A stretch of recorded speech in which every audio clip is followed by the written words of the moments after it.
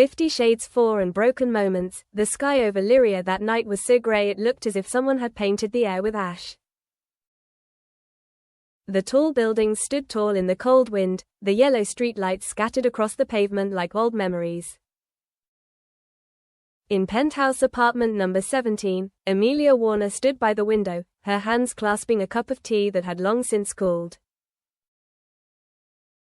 The house was so quiet she could hear the clock ticking. Click, click, click. Each sound seemed to drag her deeper into the truth she had never thought she would face. She was getting a divorce. It was no longer a threat, no longer a draft of papers, no longer a temporary argument. Everything had begun to operate like a cold machine: lawyers, terms, signatures, dry meetings. She and Jamie Dornan, the man she had thought she would spend the rest of her life with, now only the formalities of separation remained. She pressed her forehead against the fogged glass. What happened to us, Jamie? But no one answered. The phone vibrated. A notification appeared on the screen. 50 Shades 4 premiere, red carpet, 8 p.m. Jamie Dornan and Dakota Johnson confirmed to appear together. Amelia closed her eyes. Her chest tightened. In that moment, she knew this would be one of the hardest nights of her life. And the worst part was, Jamie had been out of her life long before the divorce papers were signed. 2. When did their lives separate? Amelia remembered clearly. Last spring, when the 50 Shades Reborn project was greenlit, Jamie changed. Not in a betrayal way. Not in the sense of falling into something taboo, but in the way that people belong to another world. He spent days and nights on set. He practiced until his shoulders and back were stiff. He read the script so much that she didn't even notice when dinner got cold. And then, Dakota Johnson appeared. In this fictional universe, she was a powerful, professional actress, with such energy that even those who just stood next to her were swept away. Jamie and Dakota became a perfect couple. A combination that the media hailed as a perfect pair. Amelia was never jealous. What hurt her was not Dakota, but this truth: Jamie had forgotten how to look at her the way he used to. One night, when he returned at 3 a.m., she asked softly, "Do you still want to fight with me for this marriage?" Jamie stood at the door, his coat still undone. He was silent for a long time, then said a sentence that made her heart numb. "I'm so tired, Amelia. I don't know anymore. I don't know anymore." Those two words, like a knife. And from that moment, Amelia understood that no matter how hard she tried, she couldn't hold back the person who was walking in the other direction. 3. The night of the cruel lights. The red carpet of the 50 Shades 4 event stretched out like a red silk line, between two rows of flashbulbs that flashed continuously like an electric storm. Thousands of spectators surrounded the gate of the largest cinema in Lyria, faintly shouting, "Jamie, Dakota, look over here. What a beautiful couple. Stand closer together." Dakota appeared first. In a tight black satin dress, she walked slowly but firmly, her eyes as sharp as moonlight falling on a dark lake. She smiled at the press, professional, confident. A shout rang out, "Jamie Dornan is here." Jamie's car stopped in front of the red carpet. The door opened. He stepped out. His hair was cropped. His black suit hugged his figure. The half-smile that had melted millions. He was no longer the exhausted man Amelia had seen in their kitchen. He was back to being Jamie Dornan, the biggest star in the genre, as if his private life hadn't collapsed behind the lights. And then, Dakota stepped closer. Jamie held out her hand first. She placed her hand in his. They walked up the red carpet like a couple written to stand side by side in the light. The reporters screamed, "Oh my gosh, they look so cute together." Dakota, tilt your head to Jamie. Jamie, Put your arm around Dakota's waist. And Jamie did. He put his hand on Dakota's waist, as if it were familiar, natural. Flashes went off. Cheers erupted.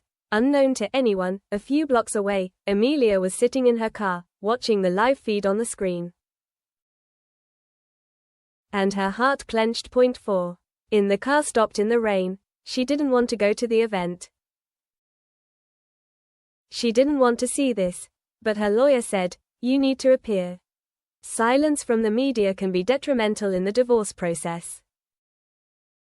Sitting silently in the car, Amelia watched Jamie holding hands with Dakota. They shone cruelly.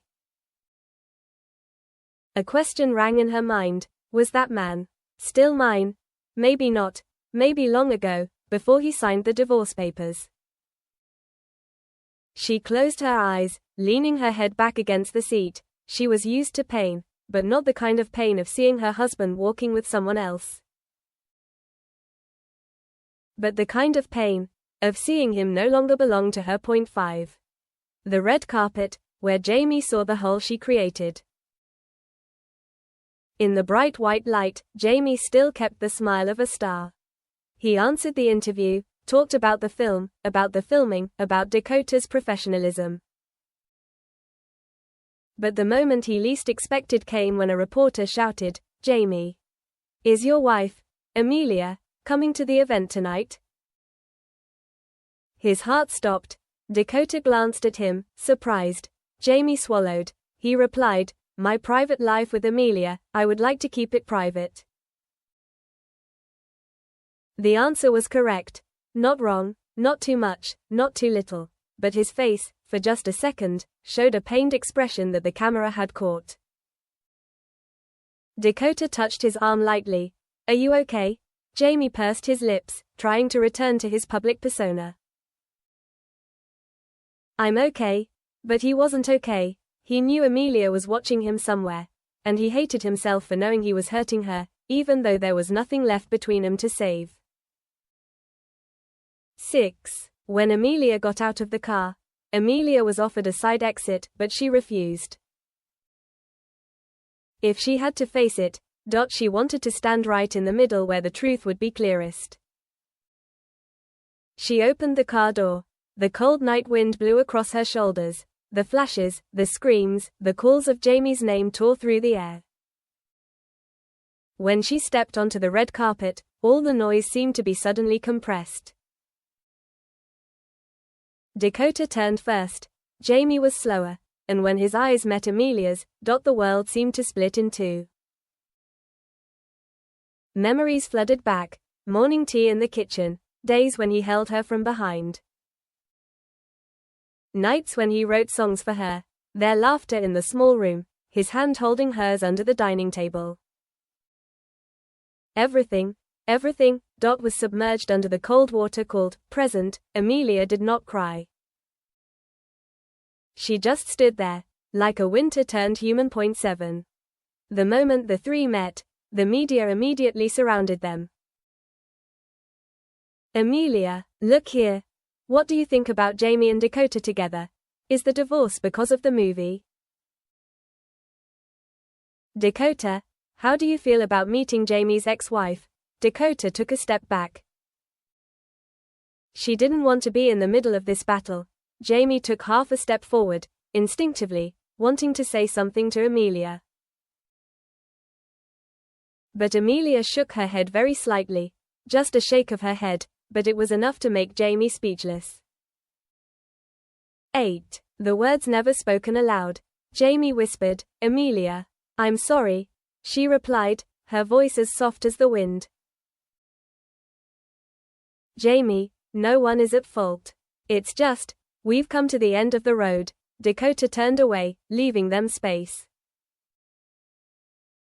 She never wanted to be seen as the reason for anyone's breakup, especially someone she respected like Amelia. Jamie wanted to say, "I still love you. I didn't mean to hurt you. I don't want to let go." But he couldn't say it, because if he really loved her, he would have fought for that marriage all along. Not standing here, hand in hand with a co-star, while his real life crumbled behind him. Amelia looked deep into his eyes. I don't blame you. I just want to let go so we can both live where we belong. Wind blew across the red carpet. Flashes exploded like thunder. Jamie stood there, motionless. Amelia turned away, walking slowly but surely, not looking back. 9. The night after the premiere. Jamie and Dakota sat in the dressing room, neither of them saying anything. Dakota spoke first. You still love her, right? Jamie looked at his hands. I don't know, but I know I've lost something I can never have again. Dakota put her hand on his shoulder. Jamie, don't beat yourself up. We're just actors. What happened on the red carpet today was just work. Jamie smiled sadly. I know. But Amelia is more than just work. 10. Amelia finally chooses peace. Amelia returned to the penthouse. She took off her shoes, walked into the dark living room, and sat down on the sofa like someone who had just walked through a storm. The phone rang. It was a text message from Jamie. If you ever want to talk, I'm always here. Amelia put the phone down on the table. She looked out the window. It started to snow. She said softly to herself, Jamie, we have gone far enough.